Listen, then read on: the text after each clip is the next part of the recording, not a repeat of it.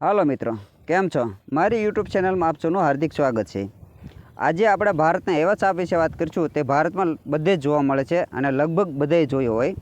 તે સાપનું નામ છે Indian red snake.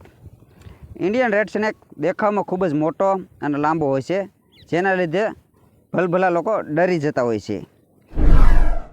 Indian red સ્નેકને સ્થાનિક લોકો અલગ અલગ નામથી ઓળખતા હોય છે, જેમ કે ધામણ, પીળિયું, થોરિયું, ખેતરિયું, આવા અલગ અલગ નામથી ઓળખે છે. આ સાપની વાત કરીએ તો ધામણ છે એ સંસ્કૃત ભાષાનો શબ્દ છે. ધામણનો અર્થ થાય છે જાડું અને લાંબુ દોરડું. આ સાપ લાંબો અને જાડો હોવાથી તેને ધામણ કહેવામાં આવે છે.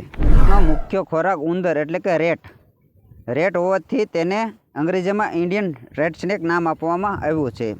આ ધામણનો પ્રિય ખોરાક છે. સાપથી જેમ આપણે ડરીએ છીએ તેવી જ રીતે ધામણ આપણાથી ખૂબ જ ડરે છે.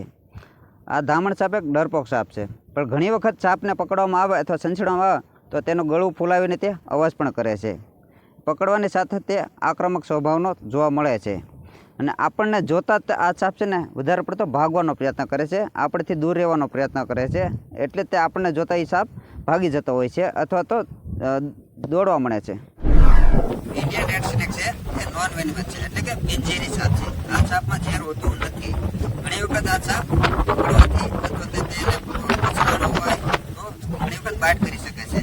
બાઇટ કરવાથી આ સાપમાં ઝેર ન હોવાથી કોઈ પણ અસર થતી નથી.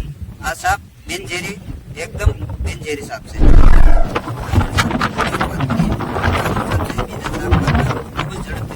જ્યારે બીજા સાપ છે એ આનાથી ધીમી ગતિએ દોડતા હોય છે. આ સાપની દોડવાની સ્પીડ ખૂબ જ વધારે હોય છે. આ સાપ છે એ ઘણી વખત ઝાડની ઉપરની ટોચ સુધી પહોંચી જાય છે, ઝાડ ઉપર ચડી જાય છે.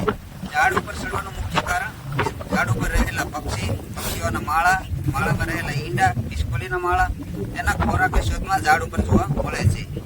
આ સાપ છે ઘણી વખત ઘરના સાપરામાં છે, નળિયામાં છે, કનેરીમાં છે, ઉંદર માટે ત્યાં પણ પહોંચી જાય છે. કનેરીના મોટા ભાગના કોલ જોઈએ કે સાપ પકડવાળાને જો જોતા હોય તો કનેરીમાં વધારે પડતો સાપ રેડ સ્નેક જોવા મળે છે. આ સાપ છે કૂવામાં ઘણી વખત જોવા મળે છે. એ ખોરાકની શોધમાં દોડવા જતું હોય ત્યારે એ કૂવામાં પડી ગયેલો હોય, જો રેસ્ક્યુ કરતા હોય એની પાસેથી માહિતી મેળવો કૂવાના કોલ કરતા હોય એમાં સૌથી વધારે ધામણ જોવા મળે છે. ઇન્ડિયન રેડ સ્નેકના દેખાવની વાત કરીએ એવો હોય તો આ સાપ છે એ ખૂબ જ લાંબો અને મોટો હોય છે. એનું શરીર ખૂબ જ મજબૂત હોય છે. આ સાપ અલગ અલગ ઘણા બધા કલરમાં જોવા મળે છે. કાળા જોવા મળે છે, પીળા જોવા મળે છે, લીલાશ પડતો પીળો જોવા મળે છે. એનો શરીરનો નીચેનો ભાગ છે તે સફેદ અથવા તો પીળાશ પડતો સફેદ હોય છે. રાખોડી કલરમાં પણ જોવા મળે છે. અલગ અલગ ઘણા બધા કલરમાં જોવા મળે છે. ઇન્ડિયન રેડ સ્નેકનો જે મોઢાનો ભાગ હોય એટલે કે ગળાનો જે સાંકડો હોય છે અને ગળાથી મોઢાનો ભાગ છે સ્પષ્ટ હોય છે અને શરીરનો ઉછલો ભાગ ખૂબ જ જાડો હોય છે અને પૂંછડી જતાં ખૂબ જ પૂંછડી લાંબી અને પતલી થતી હોય છે. આના પૂંછડી ખૂબ જ લાંબી અને પતલી હોવાથી તે પૂંછડીથી ઘણી વખત વીંટળાઈ જાય છે. રેસ્ક્યુ જ્યારે પકડે છે ત્યારે આ સાપ છે ને તેના પૂંછડી માટે રેસ્ક્યુના હાથથી ગાઈડ કરવાનો પ્રયત્ન કરે છે. આ સાપની આંખ છે ને તે મોટી અને બહાર ઊંચી હોય છે.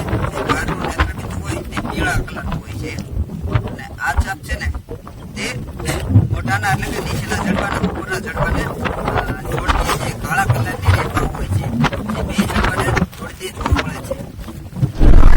ઇન્ડિયન રેડ સ્નેકની ખોરાકની વાત કરીએ તો કે તેનો મુખ્ય ખોરાક શું છે? આપણે આગળ જાણ્યું એમ કે તેનો મુખ્ય ખોરાક ઉંદર છે, તેનો પ્રિય ખોરાક છે. ત્યારબાદ ત્યાં ખિસકોલી છે, પક્ષી છે, પક્ષીના ઈંડા છે, જે મળે તે ખાઈ લે છે. દરેક બિનઝેરી સાપ છે તે તેના ખોરાકને ફરતે વીંટો એટલે કે ઉકળાવીને મારી નાખે છે. ત્યાર પછી તે ખોરાકને આરોગે છે. એવી જ રીતે આ ધામણ પણ તેના ખોરાકને પેલા વીંટળાવી જાય છે અને મારી નાખે છે, પછી ખાય છે. ઘણી વખત એવું પણ બને છે કે સાપ જડબા માટે જ દબાવીને જ તેના શિકારને મારી નાખે છે અને ખાઈ જાય છે. ઇન્ડિયન રેડ સ્નેકના સંબંધન કાળ એટલે કે મિલનનો સમય જોઈએ તે ગરમીની શરૂઆતથી ઠેઠ ગરમીના અંત સુધી જોવા મળે છે. એટલે વરસાદ પડતો હોય ત્યારે ઘણી વખત જોવા મળે છે. આ સાપના મિલન બાદ તે ઈંડાને જન્મ આપશે. ઈંડાની સંખ્યા હોય છે 6 થી 20. અને ઈંડા જન્મ આપ્યા બાદ તે ઈંડામાંથી બચ્ચાનું બહાર આવતા 60 થી 65 દિવસનો ટાઈમ લાગે છે. અને જે બચ્ચું ઈંડામાંથી બહાર નીકળે છે ત્યારે તેની લંબાઈ 18 ઇંચ સુધી જોવા મળે છે. આ સાપની લંબાઈની વાત કરીએ કેવડા હોય તો ધામણ છે લગભગ મોટા જોવા મળે છે. 6, 7, 8 ફૂટ 9 ફૂટ સુધી જોવા મળે છે. અને ધામણ વાતના જે મહત્વ લંબાઈની વાત કરીએ તો 11 ફૂટ 9 ઇંચ નોંધાયેલી છે. આ એક કુદરતી ખૂબ જ સારો નજારો છે. કુદરતના ખોળે આપણે એક ધામણ સાપની માહિતી મેળવી છે. આપણે એક ઉદ્દેશ લઈને ચાલીએ છીએ કે સાપને બચાવતા રહીએ અને સાપથી બચતા રહીએ. સાપ ઝેરી હોય કે બિનઝેરી હોય એક પણ સાપ મારવો નહીં. સાપના રેસ્ક્યુ કરવાવાળા ઘણા બધા લોકો છે ત્યારે એનો સંપર્ક કરી સાપ પકડાવો અને એ લોકો સાપ છોડી દેતા હોય છે. હવે આપણે આ વિડીયો પૂર્ણ કરીશું. જય હિન્દ, જય ભારત.